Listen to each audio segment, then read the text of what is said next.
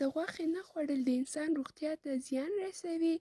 په دې وروستیو کلونو کې د هغه کسانو شمېر مخ په ډېرېدو دی چې یوازې له سبزیجاتو څخه استفاده کوي. ډېرې سبزي خوړل د غوښې خوړونکي پرتله ډنګر او صحتمند وي، خو ساینسپوهان نوی تحقیق هم کشف کړی دی. کوم کس چې یوازې سبزیجات خوري بدن ته یې هیڅ زیان نه رسیږي، بلکې د ساینسي څېړنو څخه معلومیږي چې سبزیجات ډېر غذایي مواد لري چې روغتیا ته ډېرې ګټې لري.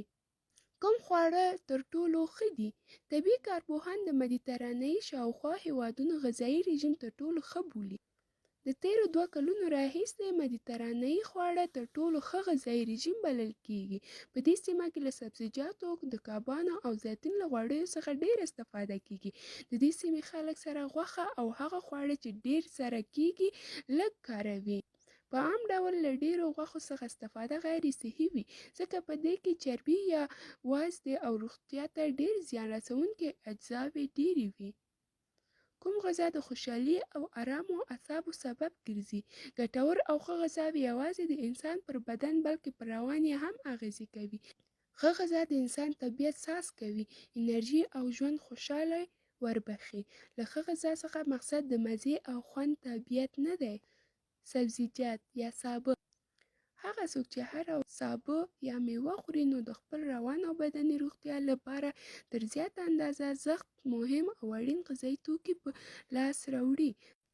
خو دا هم ویل شوي ده چې د غوښې خوړونکي او سبزي خوړونکي په روغتیا کې د نورو فکتورونو هم رول لري. همیشه داسې نشي ویل کېدلی چې سبزي خور انسان به صحتمند او غوښې خوړونکی انسان به ناروغ وي. د بېلګې په توګه یو غوښه خوړونکی انسان چې ښه ورزش کوي کېدلی شي له یو سبزي خوړونکي څخه چې د سګرټ کوي ډېر صحتمنده وي. د څېړنو په اساس د خوړلو اجزاوې پر انساني حجرو اغېز کوي. کومه غوښه باید وخوړل شي؟ د پسه غوایي غوښه سره غوښه بلل کېږي. روغتیاپوهان وایي د زړه او وینې فشار د ډېرې ناروغۍ د غوښو د ډېرې استفادې له امله پیدا کېږي. همدارنګه د سرطان په څېر ناروغۍ ته هم په مستقیمه یا غیر مستقیمه ډول له سرې غوښې سره ارتباط ورکول کېږي. ډېرې داسې څېړنې شته چې ښایي سره غوښه د لویو کولمو د سرطان خطر زیاتوي. د دې برعکس د چرګانو او د نورو حیواناتو غوښه روغتیا ته لږ زیان رسوي.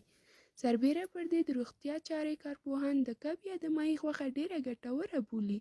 یو شمېر خلک فکر کوي چې د غوښې نه خوړل د انسان په روان اغېزې کوي، خو د ساینسپوهانو په وینا تر اوسه پورې داسې هیڅ دلیل نشته چې ثابت شوی وي چې د غوښې خوړل یا نه خوړل د انسان په روان اغېزې کوي.